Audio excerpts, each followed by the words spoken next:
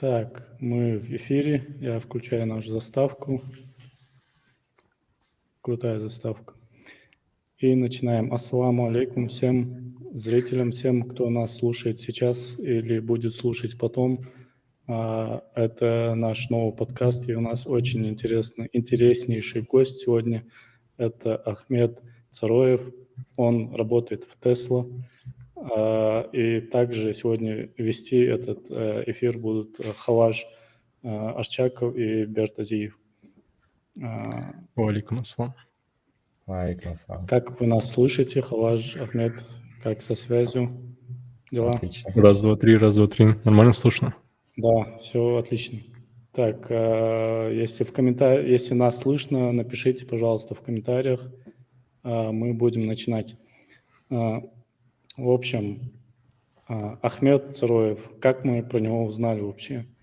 Это была интересная история.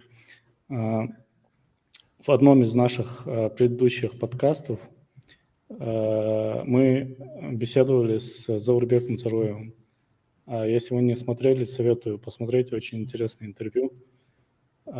И после подкаста он нам сказал, что у него есть двоюродный брат, который работает в Тесла. И это было для нас очень приятно. Мы удивились и сразу же пошли связываться. И после того, как мы связались, запланировали подкаст, Хаваш заходит на его страницу в LinkedIn и говорит: ничего себе, это же мой друг детства и сосед. И это было для него большое удивление, потому что они расстались. Ну, расскажи, Хаваш, как это было. Не, я не в том плане расстались. Я имею в виду, вообще они после того, как последний раз виделись, они после этого больше не виделись. Это они впервые сейчас созваниваются. Ну и да. Вот эта встреча буквально в прямом эфире у нас происходит с ними. Это получается айтишный «Жди меня»? Да, это передача «Жди меня». Ага. Ну, на самом деле, я честно скажу, был... Наверное, сначала стоит коротко сказать о том, что мы сейчас будем говорить, чтобы люди не думали, что мы будем обсуждать только именно это. Не-не-не, знаешь, почему? Я хотел бы как раз акцентировать внимание на это, потому что будет странно, если мы весь эфир будем делать вид, что вы не знаете друг друга, а в конце ваш такой: «О, Ахмед, это же ты, я только тебя узнал». Да-да-да. Ну, согласен с Берном, согласен. Короче, на самом деле так и есть. Чтобы вы понимали, я подключился за 2 минуты до начала или за минуту до начала, и мы сейчас только начинаем эфир. Наверное, коротко... Берт, в принципе, уже рассказал, наверное, дополню. Я, короче, сижу в один момент, и Берт говорит, короче, нам нужно сделать интервью с новым гостем. Я такой, ну, окей, думаю, с новым гостем, так с новым гостем. И Берт говорит, типа, вот, говорит, Ахмед Цароев. Я такой, Ахмед Цароев, думаю. И что-то я вспомнил и подумал, нет, это точно не он, потому что, вряд ли это он. То есть, потому что, как бы, я только одного знаю Ахмеда Цароева. Подумал, нет, может быть, кто-то другой. И Берт скидывает фотку, говорит, скриншот, говорит, типа, это, говорит, сосед твой. Я такой, в смысле сосед? Я захожу, смотрю на аватарку, вижу Ахмеда Цароева, с которым я... Сколько, получается, Ахмед, мы уже не связывались? Не то, что не связывались, мы уже, получается, ты уехал в каком году? В 2008. В 2008 году. Охренеть. Представь. Подожди, не раньше? Нет, в 2008. В 2008 году, получается, это уже 13 лет. То есть, получается, может, 13 лет с тех пор. Но на самом деле, я думаю, изменилось много чего. Как минимум то, что Ахмед теперь работает... Ахмед расскажет, что у него по Тесле. Это мы отдельно когда узнаем. Ахмед уезжал, он не был склонен к программированию?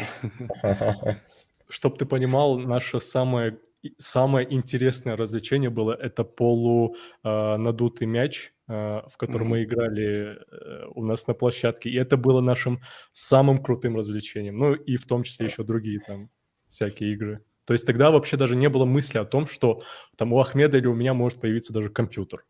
Да. Ну, Ахмед, расскажи тогда, сколько тебе сейчас лет, во сколько ты уехал, вообще где ты вырос, где ты учился, жизнь немножко о том, до твоего отъезда, что происходило. Хорошо. Так, ассаламу алейкум всем зрителям. Спасибо большое за приглашение, во-первых. Да, Хаваш, конечно, очень интересно, как судьба, как нас вела обратно. Да, я родился в 98 году в Грозном, и потом семья вернулась в Ингушетию, и жил я в Назране до 2008 года. Там, да, мы с Хавашем были соседями, много времени проводили вместе. Насчет мячика, я помню, играли, немало баловались тоже. И учились, по-моему, даже в одной школе, да, Хаваш? По-моему, да, по-моему, в первой школе. Да. Я начал в первой школе, потом я, по-моему, перешел в четвертую. Я не знаю, если ты перешел в четвертую или нет. Я перешел, то есть как получается, насколько я помню, ты уехал раньше меня. То есть ты уехал, и через несколько лет я уехал в Калининград. Точно, И, да. и потом, может быть, ты, по-моему, вернулся. Я тоже через несколько лет вернулся, и потом я начал учиться в четвертой школе. В первую школу меня не пустили. Директор сказал, я слишком балованный, не хочет со мной вообще, чтобы я у них учился, и меня перевели в четвертую школу. У меня вот такая была история. Понятно, да. Так вот, да, мне было, значит, 9 или 10 лет, 10-й год, скажем, когда мы с семьей переехали во Францию. И, получается, 13 лет уже во Франции. Закончил школу во Франции, поступил, закончил магистру. И теперь у меня стажировка или практика в компании Tesla в Голландии, в Амстердаме, потому что это главный... Ну, это штаб-квартира в Европе, Tesla находится в Голландии. И стажировка – это часть, скажем, высшего образования, часто в Европе, включая в моем случае. И после этой стажировки, в принципе, можно сказать, что я уже получил диплом, закончил магистру, но после этой стажировки со школы все, и, получается, я буду работать, ну, обычно уже работаю. Давай, Ахмад, мы перескочили, давай по порядку. Начинаем с того момента, как ты уехал, ты жил во Франции, учился в школе ты во Франции? Да, значит, я пару классов учился в Назране, и потом мы переехали во Францию, и я пошел обратно в школу во Францию. И получается, 10 лет, наверное, да. Или нет, скажем, 8 лет проучился в школе во Франции и поступил тоже во Франции. Я жил в одном городе, который называется Мец, который не так далеко от Люксембурга, Германии и Бельгии. А потом поступил в Париж и учился там, на магистре я учился в Париже. А что за образование? Какая у тебя специальность? Да, так во Франции есть тут одна особенность, что чтобы стать инженером во Франции, это двухэтапная такая система. Сначала ты поступаешь на 2 года это как бы место, которое называется препа. Это классы, которые это 2 года, где ты готовишься пройти конкурс. Потому что, чтобы стать инженером, лучший путь, скажем, это поступить в школу для инженера во Франции. Университеты тоже существуют, но считается, что эти школы для инженеров, они лучше там образование лучше, они очень специализированы в сфере, инженер, все, что техническое. И после этих 2 лет я сдал этот конкурс и поступил в парижскую школу по телекоммуникации. И телекоммуникации это значит, все, что, например, сеть, там, как знаешь, там, подключить интернет, или это может быть спутники тоже, все, что где телевидение, данные, интернет и так далее. Но дело в том, что в таких местах, как вот где я учился, они не так сильно специализованы. У них есть вот, как правило, одна вот эта сфера, но там можно учить очень много всего. И я начал достаточно быстро изучать информатику, и в конце уже встроенные системы, это более все, что электроника в разных аппаратах, знаешь. Мгм. Вот. А почему ты выбрал, Ахмад, именно вот это направление IT? На этот выбор кто-то повлиял, может, дома тебя направили, или для тебя что-то мотивацией послужило? Как это произошло? Ну, я думаю, что все началось с того, что, во-первых, мне очень нравилась математика, и у меня получалось как бы в школе все, что научные предметы мне нравились, и у меня получалось. И, как правило, после этого, значит, логичный путь – это что-то вроде ученый или что-то вроде инженер. И инженер мне это звучало как бы очень интересно, я думаю. Ну, я не знал точно, в каком направлении, поэтому это было хорошо, что после школы, вот эти 2 года, где я готовился к конкурсу, там ты во Франции изучаешь только математику и физику, каждый день, весь день, очень интенсивно, и чуть-чуть информатику. И в течение этих 2 лет у тебя есть время подумать, в какое направление, и так далее. И когда я начал там изучать чуть-чуть информатику, несмотря на то, что это было очень мало, в принципе, мне это очень понравилось. Я подумал, Затянуло. надо больше этого мне. И так, да, и потом я выбрал эту школу. И Ну да, действительно, это простая истина. Надо заниматься тем, что тебе интересно, потому что ты лучше да, да. будешь развиваться. И, конечно, Получается, Заур, который, с кем вы уже разговаривали, конечно, был очень хорошим примером в этом плане. Он на пару лет старше меня, и он тоже, ему нравилась наука, и он пошел поэтому, ну, на инженера, и так что для меня был очень хороший пример. а Заур старше тебя? Да, он на 2 или 3 года старше меня. Мгм. А получается, ты закончил школу, и вот эти знания, которые тебе школа дала, они на 100% тебе пригодились в дальнейшем, да? Или насколько они тебе Да, пригодились? так, ну, скажем, что для меня, я не думаю, что, я думаю, что главное в школе это покрыть базовые знания.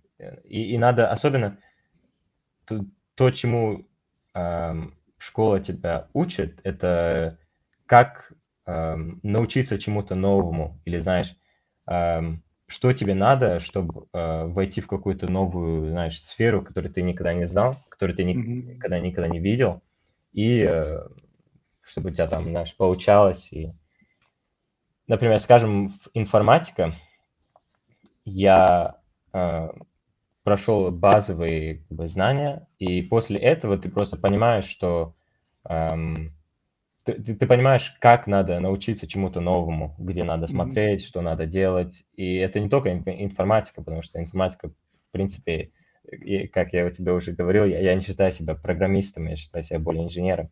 Но во всех сферах это то же самое. Это более, знаешь, конечно, я выучил очень много чего, что мне никогда не пригодилось и никогда не пригодится.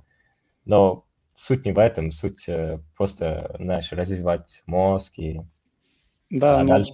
почему я задаю такие вопросы? Потому что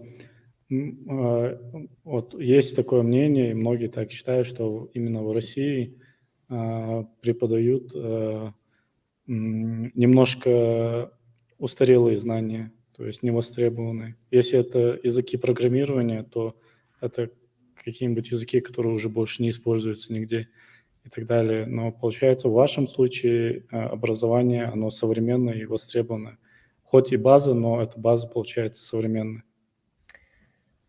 Да, но я все равно не сказал бы, чтобы это прям так очень, знаешь, ты закончил школу и прям начинаешь Ты не работать, стал и готовым все там, знаешь. программистом.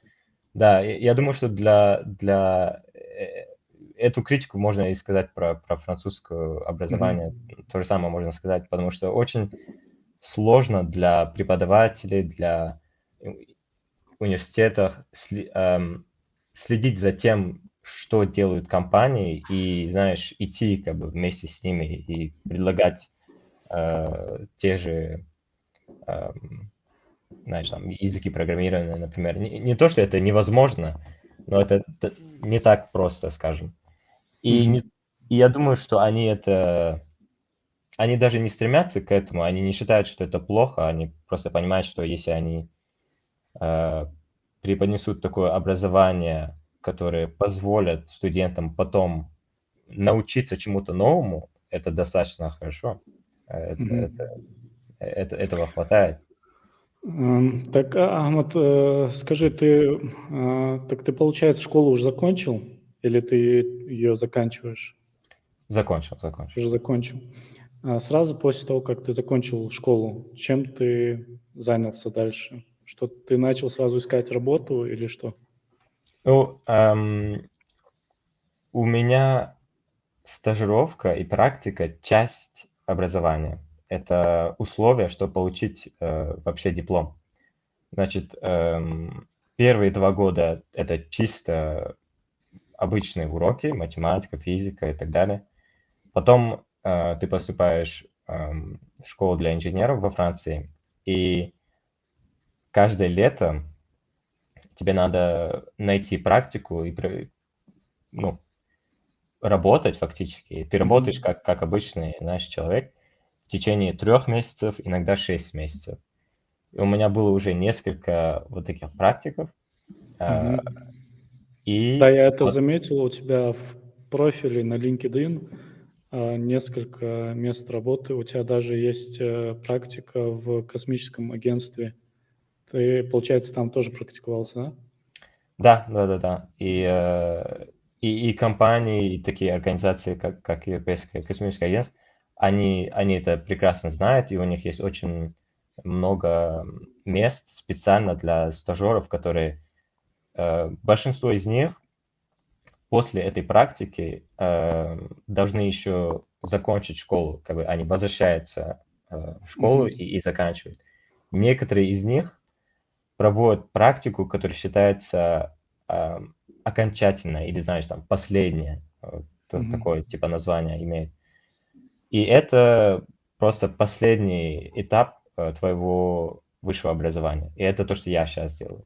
Значит, после этой практики тебе не надо возвращаться в школу, ты или компания тебе предлагает контракт на постоянный, и ты остаешься там и работаешь, что часто так и случается, или ты просто ищешь другую работу, но, по крайней мере, диплом ты уже имеешь. Но мы надеемся, что все-таки тебя дальше возьмут, ты хорошо себя проявишь, иншаллах, и это начало твоего большого пути. Да. У меня есть вопрос, если вы разрешите, конечно, Давай. задать. Спасибо, Берт.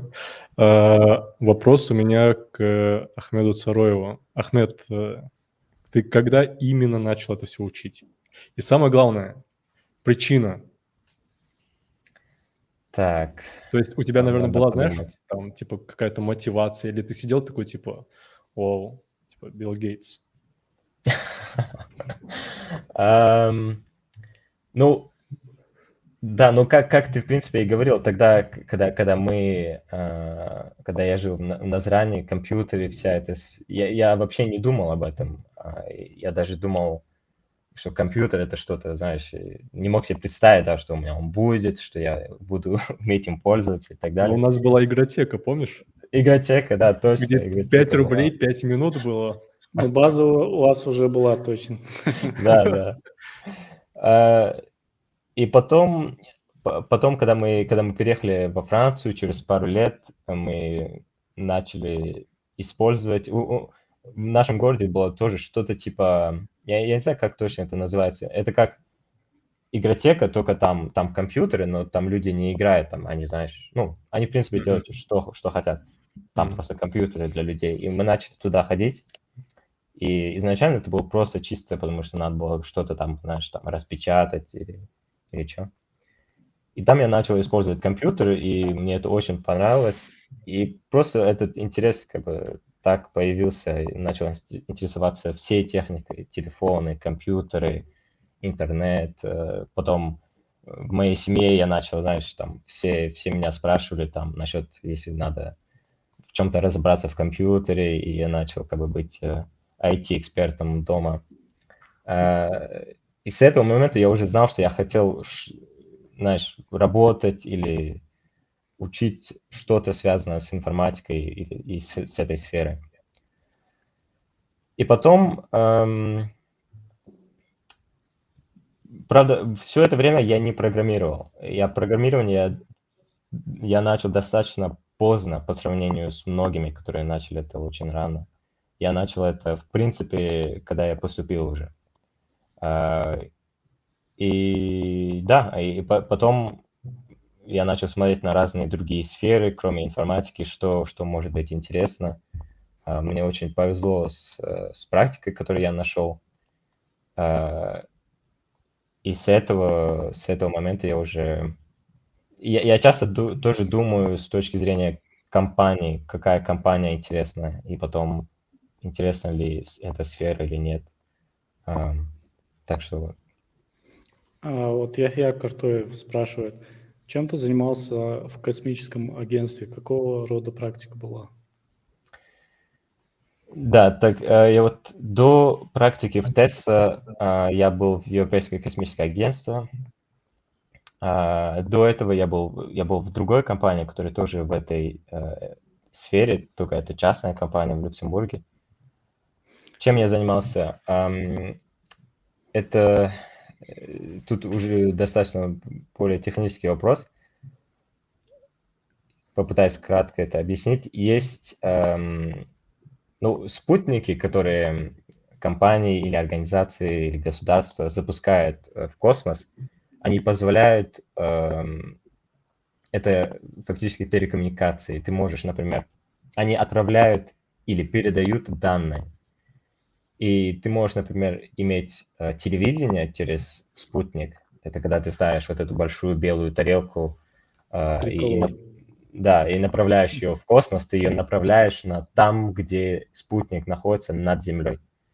Потому что он отправляет волны, и эти волны доходят до антенны и так далее. Недавно появилась новая идея, которая состоится в том, что можно ли как-то соединить мобильную сеть с сеть спутников. Вот мобильная сеть, вот 4G, 3G, которая позволяет иметь интернет на улице, она работает через антенны, да? Антенны это такие просто башни, которые отправляют сигнал, и твой телефон ловит сигнал. И дело в том, что их ставить очень тяжело, они очень дорого стоят и так далее, это очень-очень тяжело. И в некоторых местах их вообще нету.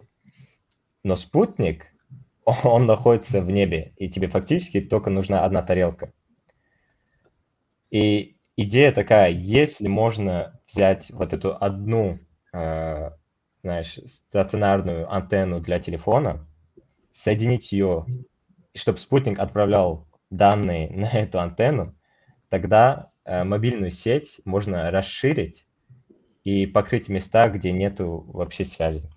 То есть имеется в виду спутники, которые уже летают давно в космосе, а не тот проект Илона Маска, где он свои спутники запускает целенаправленно для покрытия интернетом. Да, то, о чем я говорю, это те, которые уже существуют, или можно, в принципе, новые запустить, неважно. Но идея такая, и особенно вот в моей практике мы изучали, как это сделать с новой мобильной сетью 5G.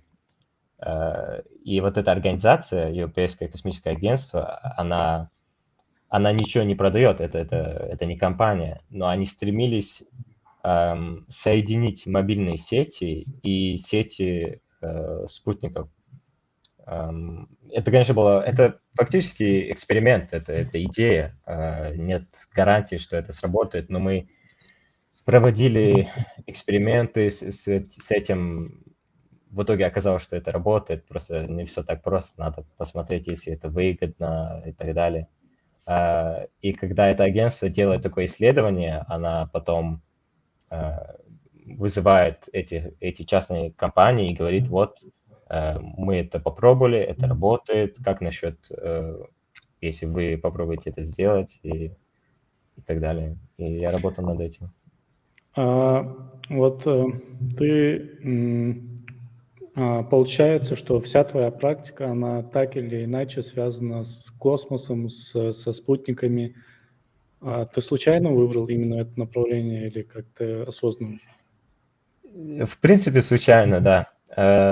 Так получилось, что, конечно, это связано с телекоммуникацией, и в моей, там, где я учился, в Париже, многие люди, ну, не многие, но некоторые занимались этим, так что я знал, что этим можно заниматься. Но потом так получилось, что я нашел практику в этой компании. Это моя была самая первая практика, компания в Люксембурге, которая предлагает разные сервисы, связанные с спутниками. Они, значит, платят какой-то компании, чтобы они сделали этот спутник, платят другой компании, как SpaceX от Илона Маска, чтобы они запустили спутник, и они делают все остальное. Они продают эти сервисы клиентам и так далее. И я это нашел. Во-первых, я про эту компанию узнал, потому что там, где я живу, во Франции, этот город близко к Люксембургу, и много людей живут во Франции и работают в Люксембурге.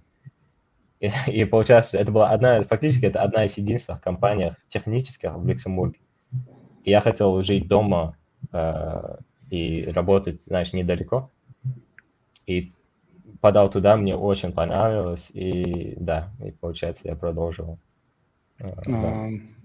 Интересно. А вот после того, как ты закончил эту практику, как ты вышел на Tesla и как происходил, во-первых, поиск этой практики и как ты туда перешел?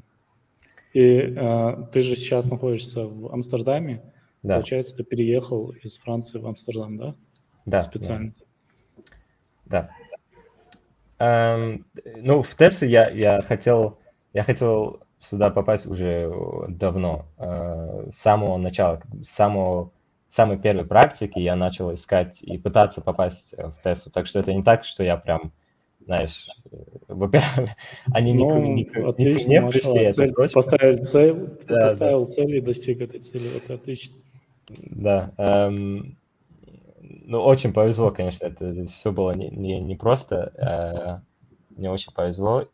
И да, поиск, ну, скажем, начнем с того, что почему я хотел сюда, во-первых, попасть, это потому что я очень давно уже думаю о новых технологиях и вообще какие компании в мире важны в плане новых технологиях, кто на самом деле разрабатывает что-то новое, интересное.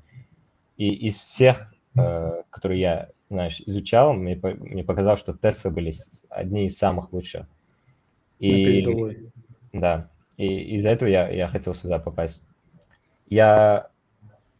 Самое главное, самое, знаешь, полезное для меня это был LinkedIn. Этот сайт, это социальная сеть, где, знаешь, профессиональная, скажем, социальная сеть.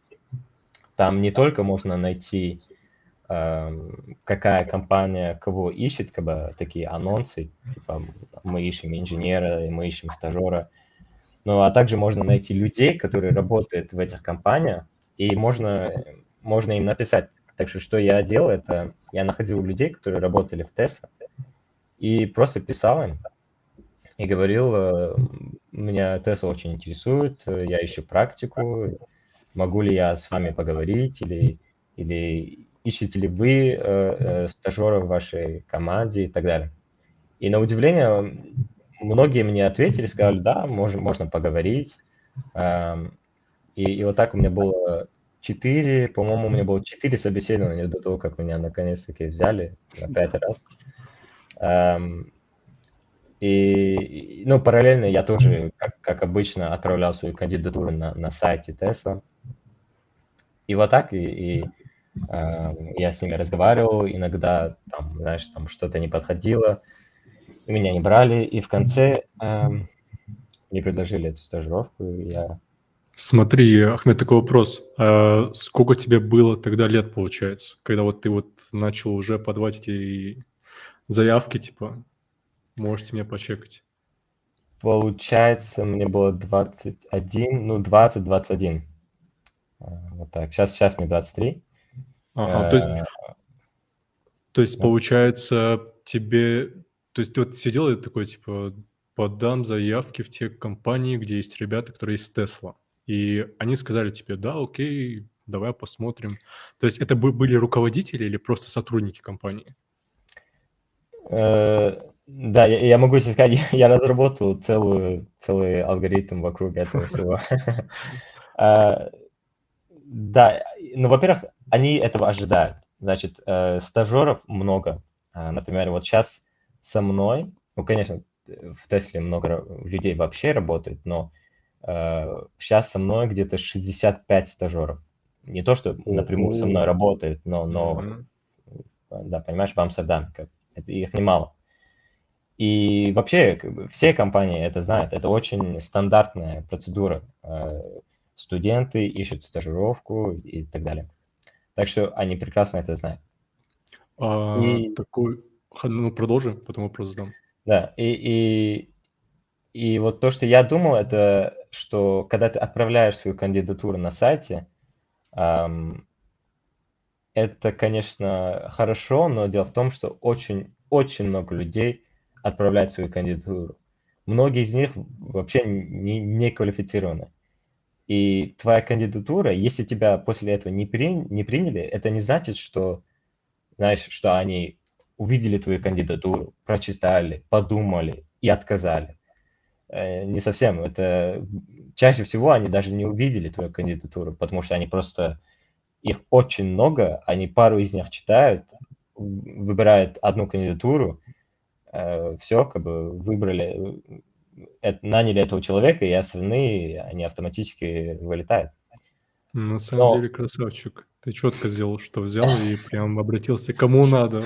да, Красава. Я немножко перебью, пока мы не прошли эту тему. LinkedIn, про который ты рассказываешь, платформа, очень хорошая платформа, где можно искать работы. Я советую молодежи, если у вас есть уже какой-то багаж знаний, регистрироваться там. К сожалению, эта платформа заблокирована в России, но можно воспользоваться всякими VPN.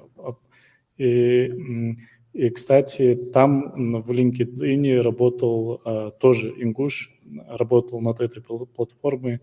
В одном из наших последних интервью мы с ним беседовали, это Рустам Гойков. Вот, извиняюсь, что перебил, можете продолжить.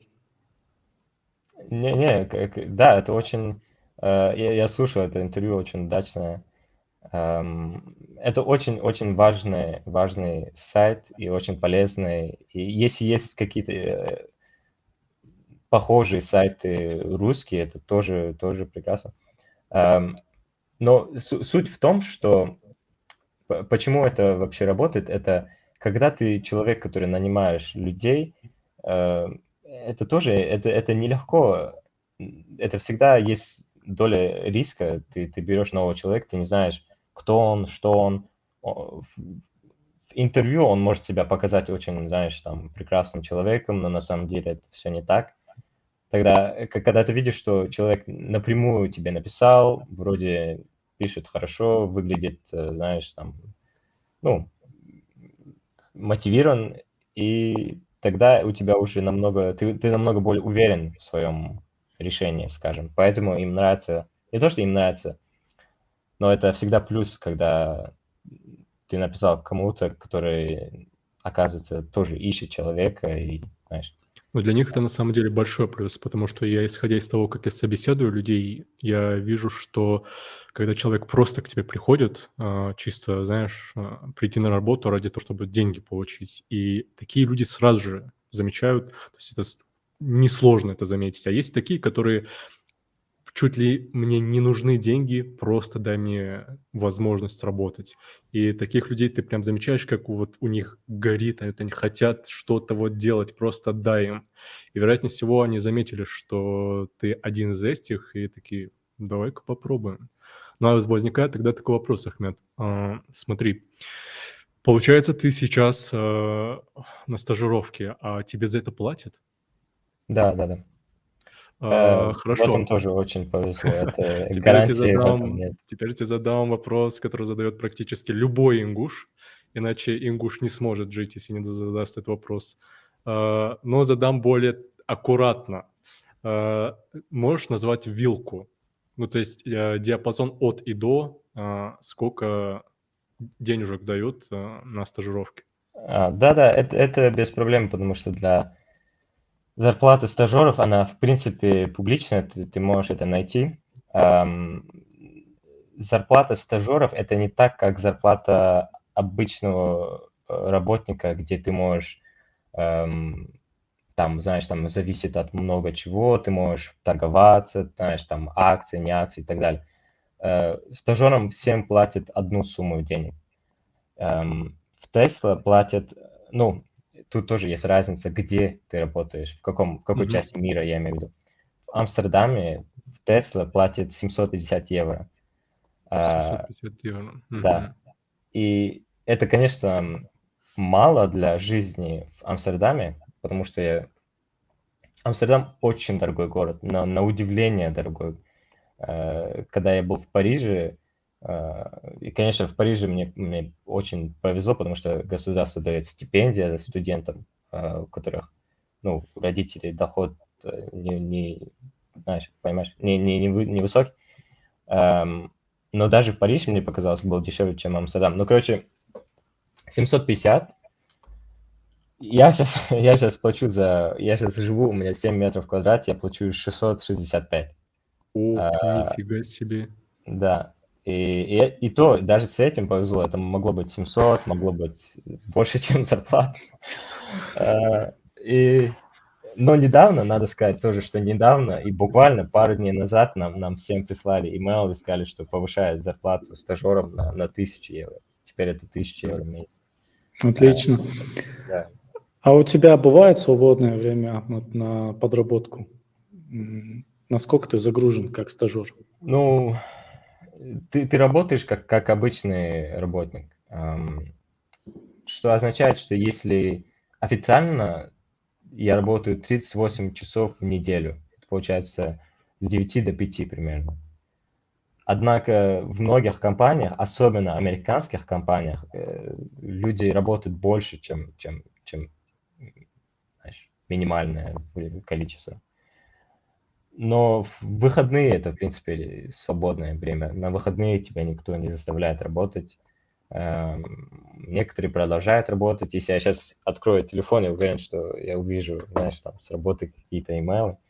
Но никто не заставляет работать на выходные, ты можешь делать, что хочешь. Но да, так. Ахмед, ты пришел в Tesla, ты инженер в Tesla. Расскажи, чем именно ты занимаешься, над чем ты работаешь, в чем заключается твоя работа? Да.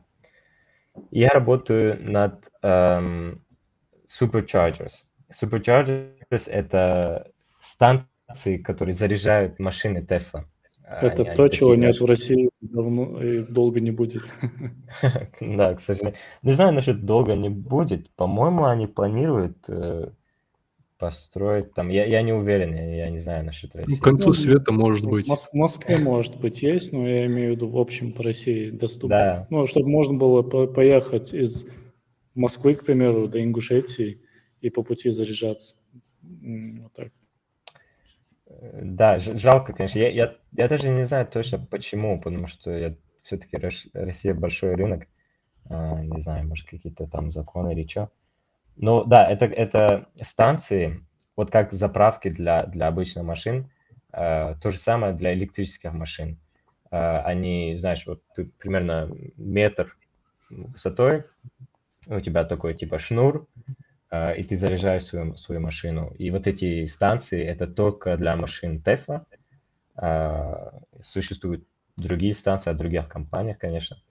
И моя команда, то, что мы делаем, это сервис. Это значит, что мы ответственны за то, чтобы все, которые сейчас существуют, все, которые построили уже, чтобы они хорошо работали. И что это значит? Это значит, что, конечно, это очень, очень высокого уровня технологии, и там бывают часто проблемы.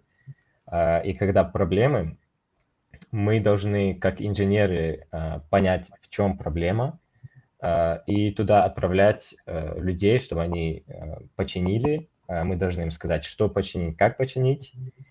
И кроме этого мы делаем очень много исследования с данными, которые мы получаем с этих станций, и анализируем, какие были проблемы, какие мы видим, знаешь, какие проблемы повторяются. Когда мы замечаем, что что-то не то, мы передаем это той команде, которая непосредственно строит их и разрабатывает, и мы им говорим, вот эта проблема очень часто, мы ее видим очень часто, надо что-то в дизайне поменять. И потом они могут сделать новое поколение этих станций или софт просто новый. Вот. И это то, что делает, скажем, команда. То, что я делаю, да. Тут вопрос в чате задают. Ассаламу алейкум, алейкум ассалам. Как ваша команда справилась с проблемой возгорания? Справилась или справляется, наверное, с проблемой возгорания литиевых батарей? Есть ли вообще такая проблема? Перед тем, как Ахмед ответит, кое-что маленькое уточнение несу. Смотри, Ахмед, если есть что-то под NDA, да, то, что лучше не стоит говорить, по твоему мнению, без проблем лучше сказать, чтобы и нам не пришлось удалять эту трансляцию в будущем, и потом у тебя не было лишних проблем. Да, конечно. Есть много чего под NDA.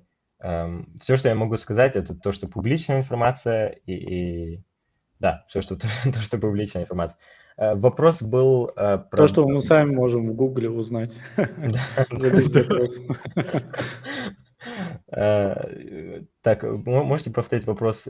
Проблема с батареями, да? С возгоранием. Есть ли у вас такая проблема? Стоит ли вообще в приоритете такая проблема решать возгорание батарей?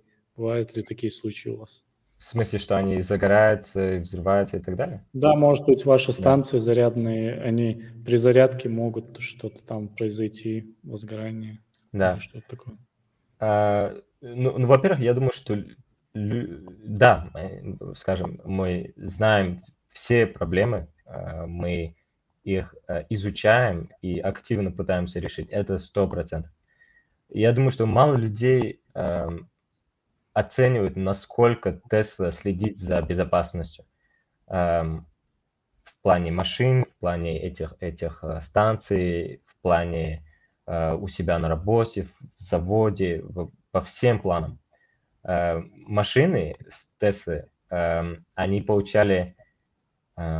они сейчас считаются самые надежные, безопасные машины в мире.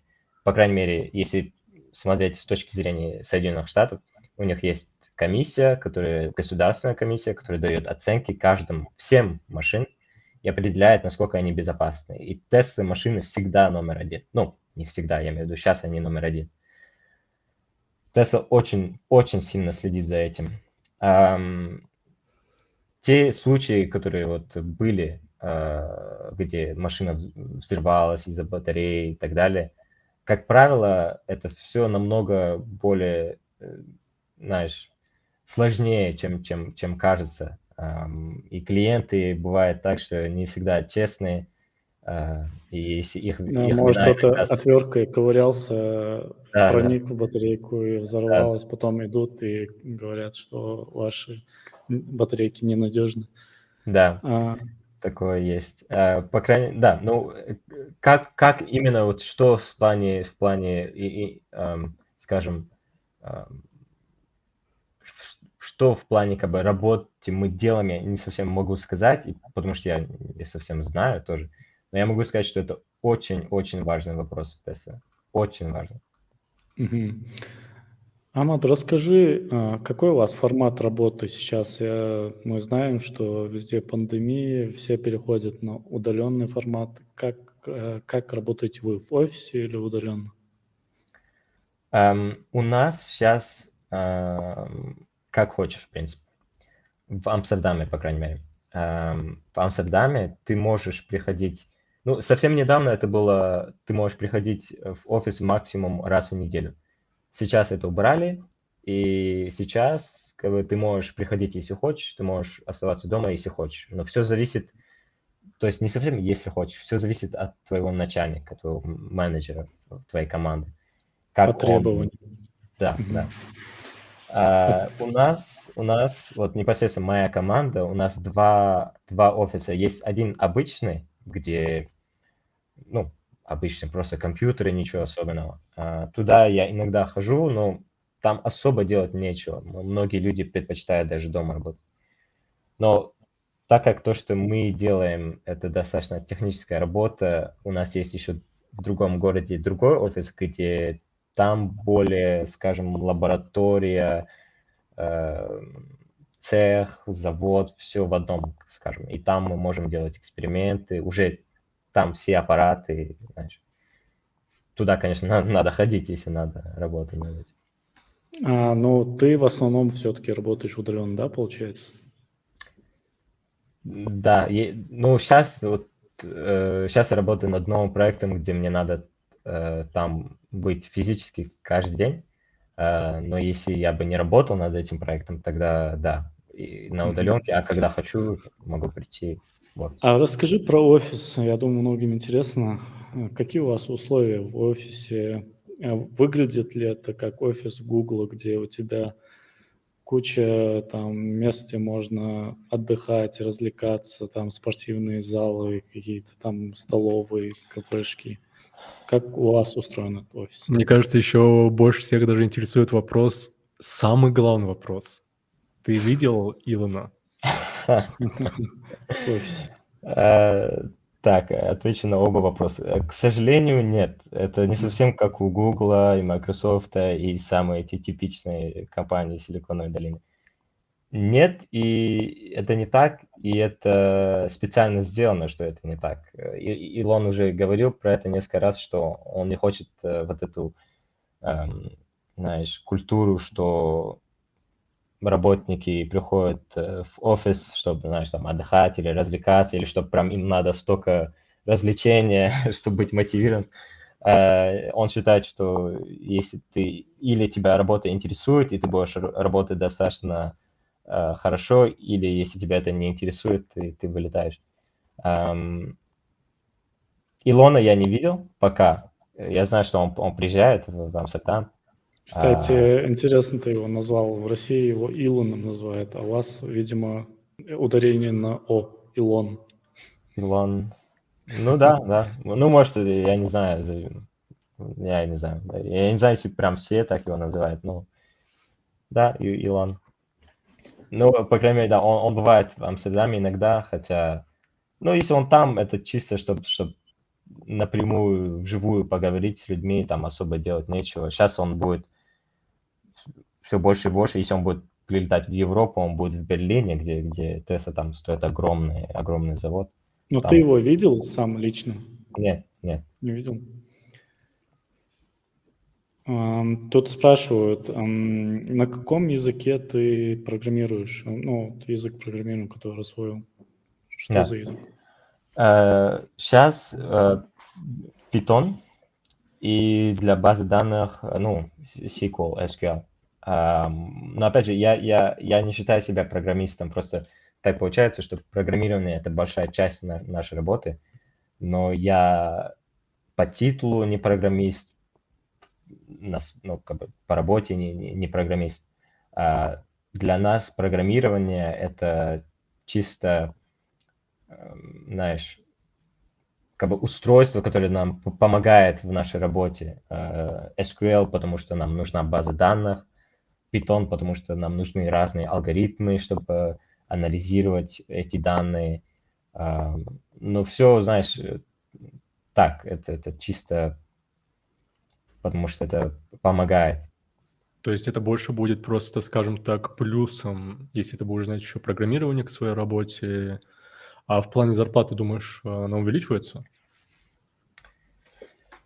В смысле, зарплата... Ну, например, как бы- смотри, если ты сделаешь свою работу, а ты еще умеешь там на питоне, я не знаю, какие-нибудь алгоритмы пилить, такие, что прям сам Илон Маск придет и скажет, какой ты молодец. Если это помогает работе, да. Ага. Просто так нет. Ничего себе. Если ты... Ну да, это все оценивается зависимо от насколько это влияет на компанию, на машины или всякое другое, то, что Tesla продает. Если это полезно, если ты что-то полезное можешь с этим сделать, тогда да. А если нет, не имеет значения. Прикольно. А такой вопрос. Смотри, вот ты говоришь, что ты подавал заявки людям, которые работают в Тесле, и, соответственно, больше меня интересует какой момент. Вот ты проходил собеседование, да, в Тесле? Мгм. Ты удаленно его проходил или тебя пригласили в офис? И ты можешь рассказать, какие вопросы там задавали, что, в принципе, нужно знать людям, например, для того, чтобы, если вдруг они захотят, да, там, например, как-то стажироваться в Tesla, что они примерно хотя бы должны знать, чтобы хотя бы на собеседовании попытаться ответить? Да, да, это хороший вопрос. И что мне помогает тут, это что Илон часто про это говорит. Ам, Я проходил все собеседования через, знаешь, скайп на удаленке, короче. Меня ни разу не приглашали, чтобы вживую поговорить. В другие компании, да, но Tesla нет. Я не знаю, если даже это правило такое или просто так получилось. Что Приезжай из Франции в Амстердам на собеседование. Да, да. Ну, некоторые компании зовут, но я думаю, что... Да, честно говоря, я не знаю, если это правило или просто так получилось. Ам, Насчет какие вопросы, что надо знать, конечно, все зависит от куда ты э, подаешь, на какую позицию. Ам, Первое, то, что ты видишь, это, конечно, в этой у тебя есть текст, где тест описывает, что они ищут. Они, как правило, говорят, мы такая-то, такая-то команда, мы занимаемся этим. Хорошо, если вы умеете сделать это. Хорошо, если вы знаете это. Ну, конечно, все это не надо знать. Надо им показать, что или ты знаешь, или ты можешь научиться, короче, что ты сможешь работать без проблем.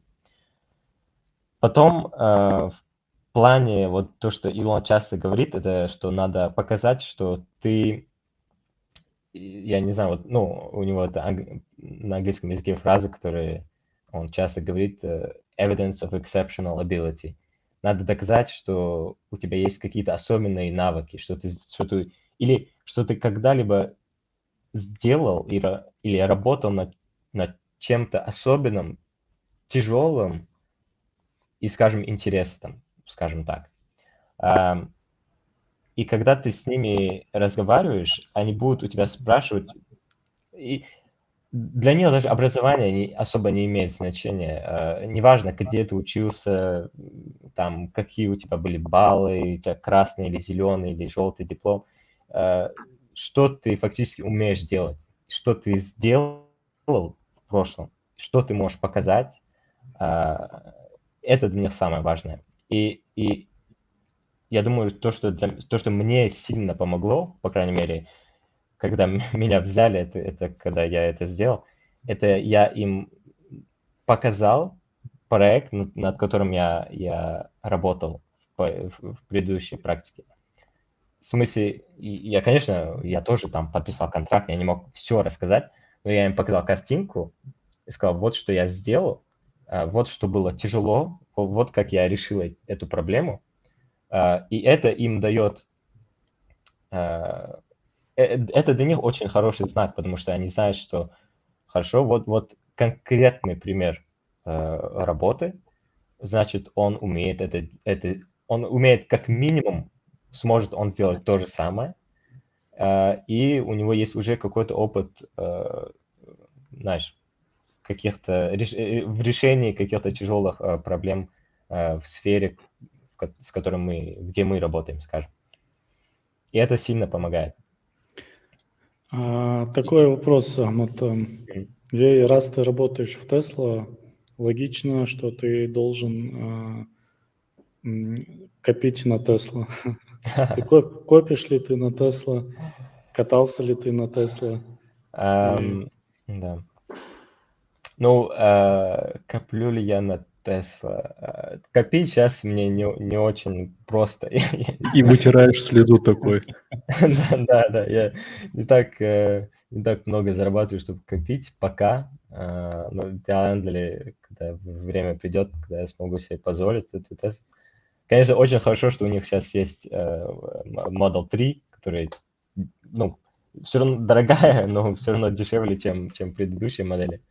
Но сначала, конечно, дом родителям надо купить, потом подумаем. А что случилось с Кибертраком? Вот мы увидели презентацию.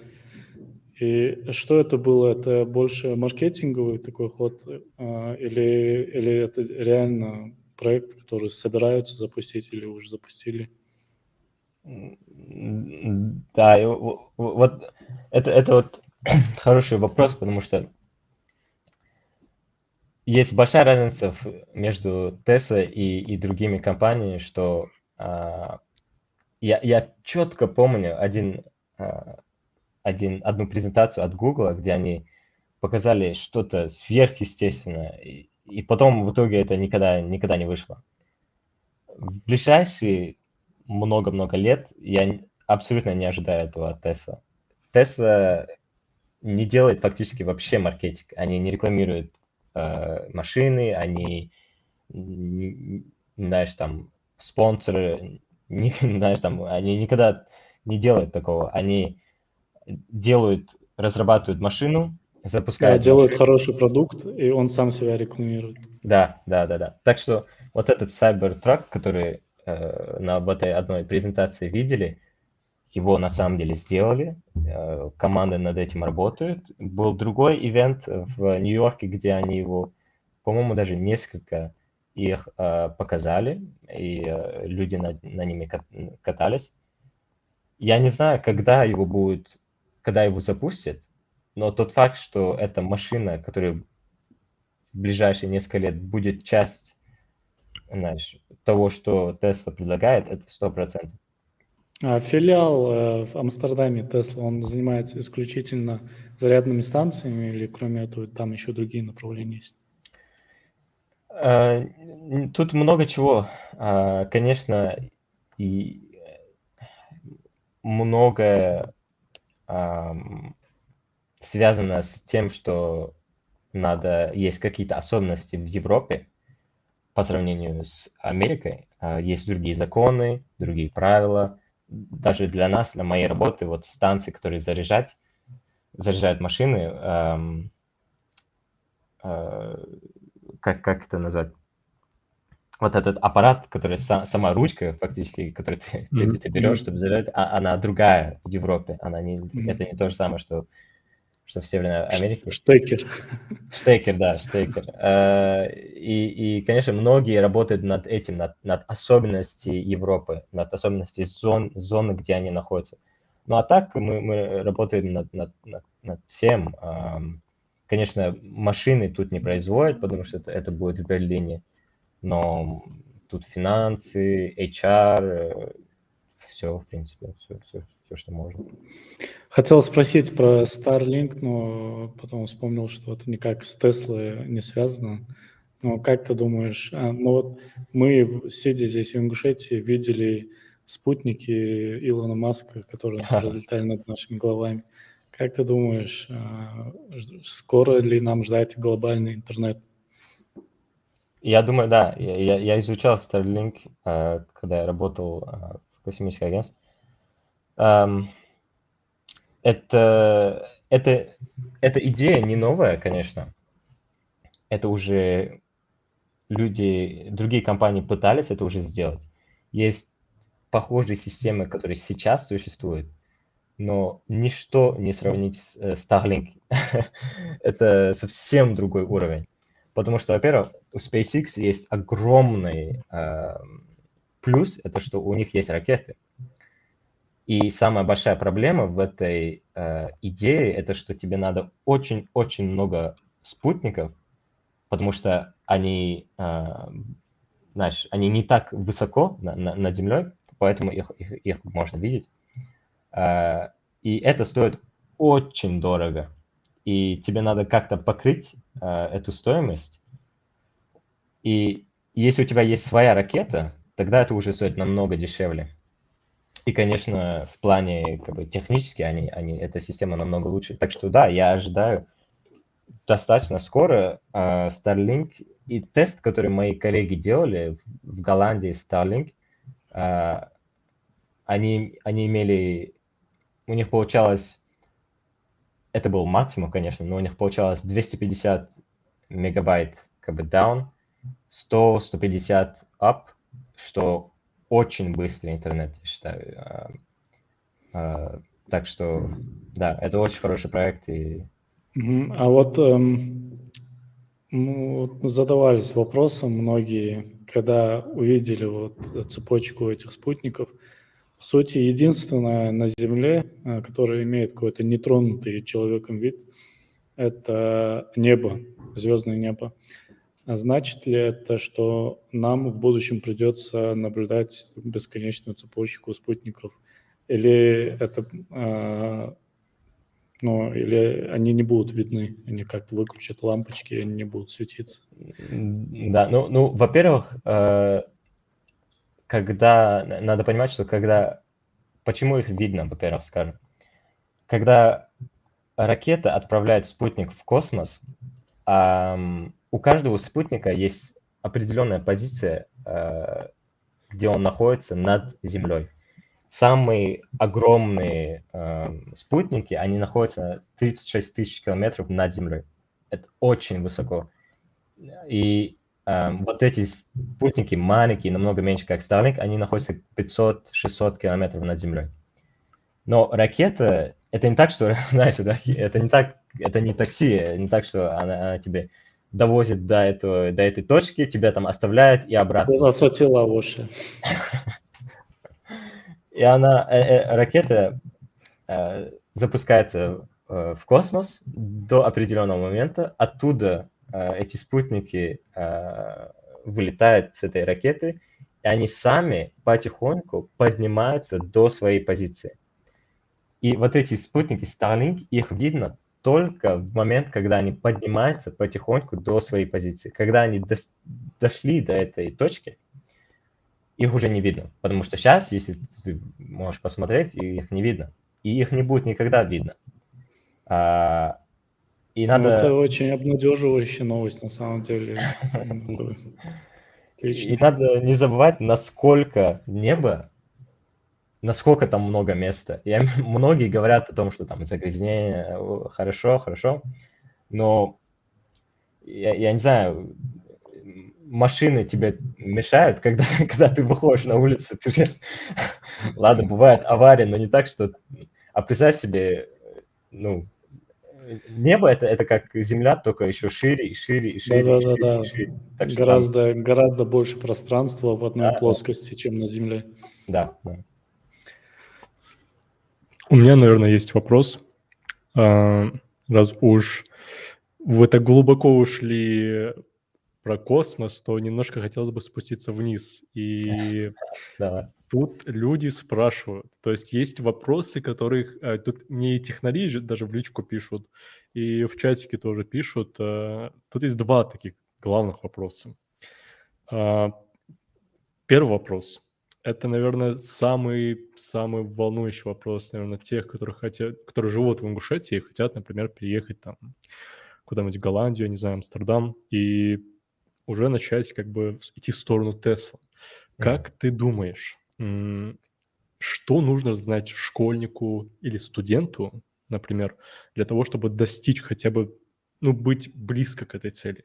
вот именно ингушскому школьнику, по твоему мнению? Там приведу пример. Какие предметы, по твоему мнению, или какие знания должны быть, там, софт-скиллы, хард-скиллы какие-нибудь, твое мнение? Так, надо подумать чуть-чуть. Ну, самое простое, скажем, во-первых,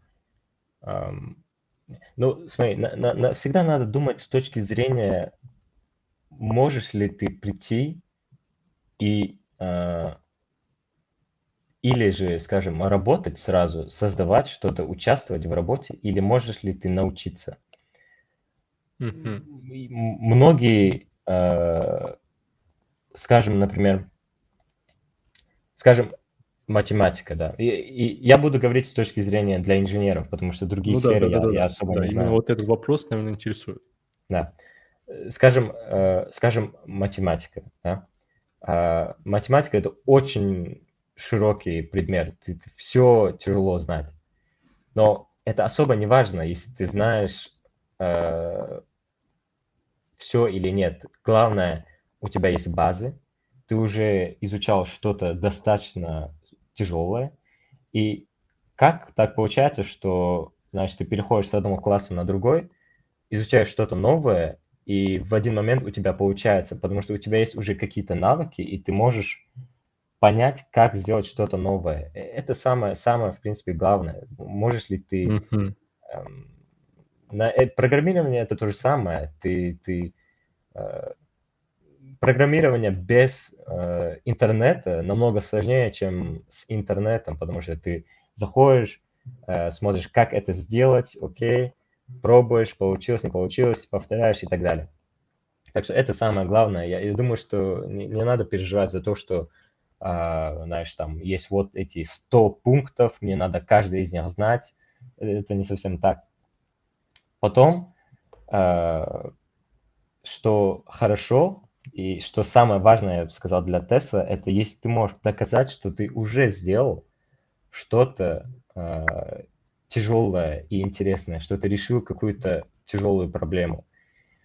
И это может быть, в принципе, много чего. Конечно, если ты стремишься быть программистом в Tesla, ты должен убедить их или показать им, что ты смог в прошлом создать какую-то программку, какой-то сайт, что-либо, которое не так просто создать, где видно, что ты на самом деле трудился над этим, там были очень, знаешь, нелегкие проблемы, и что ты их решил. То, что ты получил там 5 в каком-то предмете, опять же, не имеет особого значения. Конечно, это важный этап, но если ты можешь показать какое-то приложение, которое ты сделал, или если это более такое в другой сфере, если ты можешь показать какого-то робота, который ты создал, вот это на самом деле большой плюс. И я думаю, что если ты, например, стремишься попасть куда-то, туда надо работать, надо попробовать сделать что-то, что тебе интересно, что не так просто, и потом просто это показать и сказать, вот что я сделал, вот что я умею, и они тебя возьмут чисто из-за того, что ты доказал, что ты можешь трудиться, что у тебя есть какой-то интерес, что ты на самом деле, ты фактически показываешь и доказываешь им, что ты инженер, потому что это все, что инженер и делает. Инженер не все знает заранее, он познает, он спрашивает, он видит, он пробует, и у него часто не получается, и он пробует обратно и так далее. Просто надо показать, что ты это умеешь. А вот для обычного ингуша, который живет где-нибудь в глубинке, но у него Где-нибудь в есть компьютер, заводе. но завод – это столица почти. Но, как видишь, завода до Теслы один добрался. Но я имею в виду, вот ингуш из глубинки, у него есть выход в интернет и есть компьютер. Доступно ли для него повторить вот этот твой путь, находясь в Ингушетии, не уезжая, но Ну, естественно, им придется уехать, когда его уже возьмут на стажировку или работу. Или обязательно необходимо жить и быть в Европе? Ну, я думаю, тут два вопроса. Если ты меня спрашиваешь с точки зрения как бы административной, вид на жительство, виза и так далее, я не знаю, я точно не знаю, если они могут. Но эти вопросы, я думаю, Да. решаются уже. Имею в виду, в плане условий подходит, достаточно ли иметь выход в интернет и компьютер для того, чтобы повторить твой путь? Да, я считаю, что да. Я считаю, что да. А, Конечно, конечно, вот, например, скажем, в Амстердаме у них уже есть опыт с какими-то студентами из определенных университетов, и они уже знают, что студент с этого университета, ну, у него есть какие-то минимальные навыки, и если ты к этому дополнительно имел какой-то опыт, как то, что было как бы у меня, или если ты дополнительно к твоему образованию что-то разработал, что ты можешь показать, это путь классический. Но то, о чем я говорю, это что, и это даже люди часто в Европе не делают и не понимают. Если ты, например, находишься в Ингушетии, у тебя есть, у тебя есть интернет, компьютер, и, конечно, интерес в любой сфере, ну, скажем, информатика, если у тебя есть в этом интерес, если ты разработаешь какое-то приложение, которое тебя интересует, и особенно то, что тоже хорошо, запустишь ее в эфир, как бы запустишь ее онлайн, и скажешь, вот программку, которую я сделал, если у тебя будут люди, ты найдешь людей, которые будут этим пользоваться, это огромный плюс. Тогда я считаю, что у тебя есть шансы, что тебя возьмут, потому что это люди просто замечают. Во-первых, это может быть даже не Tesla, а другая компания заметит, другие люди заметят, это, что тоже хорошо. Но опять же, если смотреть с точки зрения компании, для них что важно? Для них важно, как много времени пройдет между того момента, когда они тебя возьмут на работу, и того момента, когда твоя работа будет приносить им прибыль. Потому что этот период они фактически теряют деньги. И если этот период как можно короче, это лучше. И, конечно, дополнительно, если можешь сделать что-то, что другие не умеют, это еще лучше. Но когда ты показываешь, вот что я разработал, вот что я сделал, это им дает знать, Понять, что ты да, умеешь работать. что ты Да. умеешь работать и что ты сможешь влиться в их компанию и работать как любой другой инженер.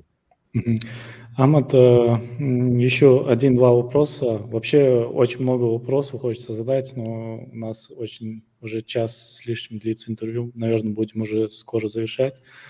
Несколько вопросов. Ты переехал из Франции в Нидерланды, и, получается, ты знаешь несколько языков. Если ты жил во Франции, ты знаешь французский, наверное, естественно. А на каком языке говорят в Нидерландах, в частности, в вашей компании в Tesla? Да, в Голландии говорят на голландском, конечно, но в Тесле вся работа на английском языке. Это американская компания, неважно, где ты находишься, вся работа на английском языке. И в Голландии многие тоже говорят по-английски, они говорят на своем языке и по-английски. И получается, что я бы не смог, Голландия это особо не имеет, мне не важно было, где находится главный офис в Европе. Главное, что компания работает на английском, я могу говорить по-английски. А так, да, французский, русский и халаймот, конечно. То есть мы можем смело советовать всем начинающим в Ингушетии, что смело советовать изучать английский язык наряду с программированием, и это очень важно. Да, конечно, это важно. Работа да, все на английском языке. Однако, да, я думаю, в плане английского языка главное, чтобы ты мог общаться так на таком бытовом уровне. Э, на вопросе как бы техническом там особо сомнений нет. В общем, все, что связано с информатикой, и так по-английски, так что это окей. У меня есть коллеги, которые говорят с достаточно сильным акцентом, но это особо никого не волнует. Так что... Последний вопрос, Ахмад. Этот вопрос из нескольких вопросов будет состоять. Как часто ты приезжаешь в Ингушетию? Следишь ли ты за тем, что у нас происходит тут, за жизнью в Ингушетии? И вообще Ингушетия будущего для тебя, как ты себе ее представляешь или хотел бы ее видеть? Так, начнем с первого вопроса. Как часто? Я уехал в 2008 году, и с тех пор я был 2 раза, по-моему, что очень мало, конечно. Оправдания тут особо нет. Если можно, одно оправдание, это что когда нету гражданства, конечно, тяжелее вернуться. У меня гражданство с 2019 года, так что теперь я надеюсь и планирую возвращаться чаще, когда пандемия и так далее, все это позволит. Но сейчас я могу, так что в следующий раз, когда у меня будет отпуск, да, я приеду в Яландере. Так, второй вопрос был... Ингушетия будущего. Да, и следишь ли ты за новостями? за новостями. Да, слежу, я читаю. Инстаграм очень полезный источник информации. И у меня до сих пор очень много родственников там, Дэй, Нонхо, которые, ну, я не могу не знать, что происходит, когда у меня так много родственников. Что я хотел бы видеть в Ингушетии, да, по-моему, был третий вопрос. Да. По какому пути ты хотел бы, чтобы развивалась в Ингушетии? Это может быть промышленное развитие, может развитие по пути IT. Как ты это видишь? Ну, тут, конечно, я не знаю, если я вообще квалифицирован, чтобы ответить на этот вопрос. Было бы забавно, если бы Ахмед сказал бы в сельхоз.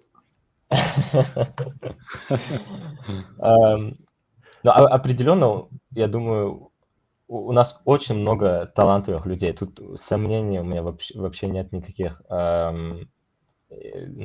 Спортсмены, конечно, у нас это вообще великолепно с такой маленькой республикой. Муса Ивлоев, Моусер, который в UFC сейчас. В плане других сферах, и все, которые участвуют в интернет, которые я каждый день вижу, сколько инициатив и сколько людей пытаются научиться IT. У нас просто очень много талантливых людей, это 100%. И если у них есть возможность, чтобы учиться, во-первых, конечно, было бы хорошо, чтобы образование было хорошее и все было по-чистому. Это было бы, конечно, хорошо. И я думаю, что самое главное это развивать и делать что-то, что тяжелое и где на самом деле надо иметь навыки, где надо трудиться и знаешь, не стараться как-то куда-то устроиться и пытаться там, знаешь, находиться без особых заслуг, скажем. И вот, а какие сферы, я не знаю, мне тяжело это сказать, конечно. Считаешь ли ты развитие IT в Ингушетии? Я думаю, что IT это очень хорошая идея, очень хорошая, особенно потому, что это очень эм, это все легче и легче и легче становится вообще начать изучать эту сферу. Интернет и компьютер фактически все, что тебе надо. И тяжело сказать то же самое про многие другие сферы. IT, я имею в виду, возьми любой самый крутой проект в IT, Windows или что угодно, Facebook. Это можно сделать в Ингушетии, нет никаких причин, чтобы это можно, знаешь, только в одном месте сделать. Так что все это... Только остается наладить постоянное электричество, Да, постоянно чтобы электричество. твой Microsoft в день по несколько раз не отключался. На самом деле, что мы сейчас не говорили бы, но Ахмед сказал очень такую важную вещь из последнего. Это то, что Ахмед, я уверен, кайфует то, что он делает. То есть он получает удовольствие от того, что он делает. И, наверное, для всех людей, которые вообще в принципе хотят заниматься, будь это IT, будь это что-то другое, неважно, это не надо делать потому, что надо. Это надо делать, потому что ты с этого кайфуешь. То есть тебе это приносит удовольствие, ты можешь этим заниматься 24/7. И если ты нашел это, то это ни в коем случае нельзя отпускать. И тот же пример с Зурабом, который в прошлом нашем подкасте был.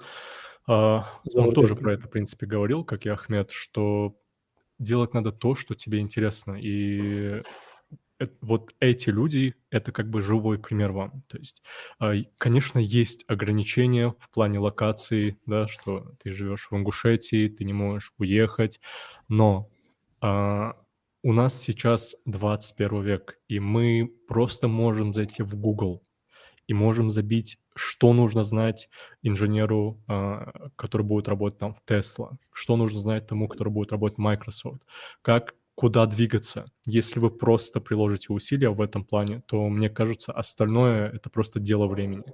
И, как Ахмед сказал, недостаточно просто как бы делать, да, как бы знать, что вот есть что-то.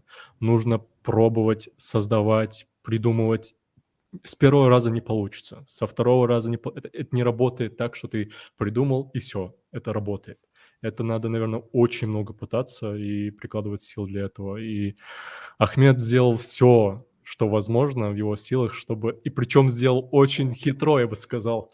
Написал лично определенным людям, которые с ним связались, и очень грамотно. Причем он сделал это. В итоге он смог достичь своей цели, дойти до Теслы. И я надеюсь, иншаллах, когда-нибудь мы услышим, что что-то связанное с Теслой, и это будет такое, что это сделал, наверное, Ингуш. Иншаллах.